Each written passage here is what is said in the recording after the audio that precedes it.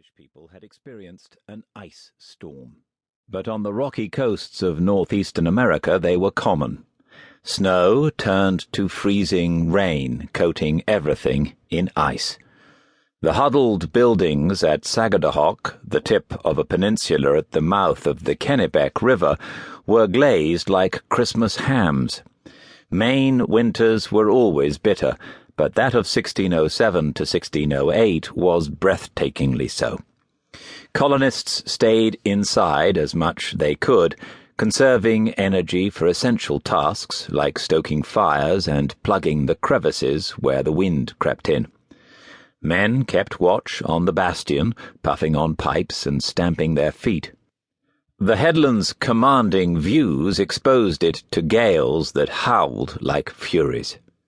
From all around their fortified world, settlers peered out at a white wilderness pressed between iron-grey waters and threatening skies. Desperate to save the colony, George Popham, elderly and infirm, had handed command to Raleigh Gilbert, son of the explorer Sir Humphrey Gilbert and Sir Walter Raleigh's nephew. But like a curse on the bloodline, the past was repeated. Gilbert, however determined, could not succeed where his forebears had failed. Fevers spread, depleting manpower, and a fire destroyed the dwindling stores.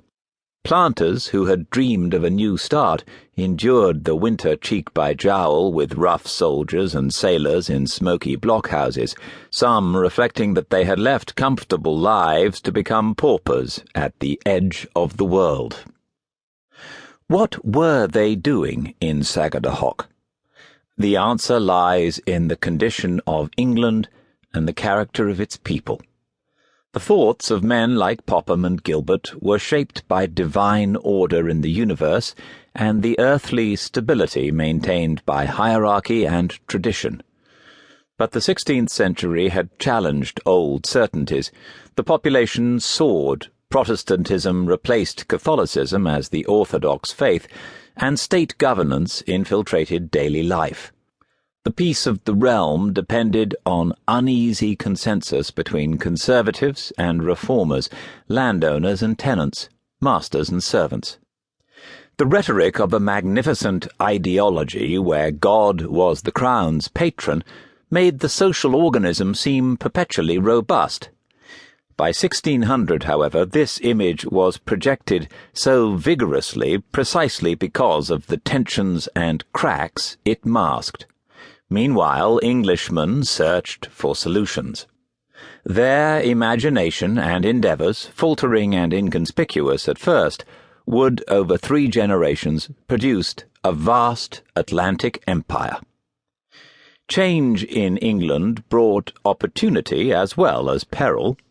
With proper financial and logistical preparation, the New World became a plausible exit from what felt like impending chaos. The Sagadahoc enterprise was set in motion by an aristocratic entrepreneur, Sir Ferdinando Gorges, and Lord Chief Justice Sir John Popham, uncle of the ailing governor and a promoter of Irish colonization. Popham and Gorges were eager and astute, and like the earlier adventurers of the 1580s, they combined sacred duty with lust for gold and glory. Exceptional risk-takers, they were impatient with men who felt fettered by convention. In 1605 they commissioned a navigator, George Weymouth, to go to Maine, where men had described forests of oak, beech, and fir surrounding fields of strawberries and roses. Fresh water cascaded down cliffs, cod and haddock filled fishing baskets, and there was clay suitable for bricks. They had found earthly perfection, it was said, and were reluctant to leave. In 1606, Popham secured a patent, pledged a substantial investment, and began soliciting advice. On June the 1st, the following year, the Gift and the Mary and John set sail, and 2 months later their 100 or so men were eating lobsters and swapping beads for beaver skins with Indians who rode out to greet them. Maine was all that had been promised. The sun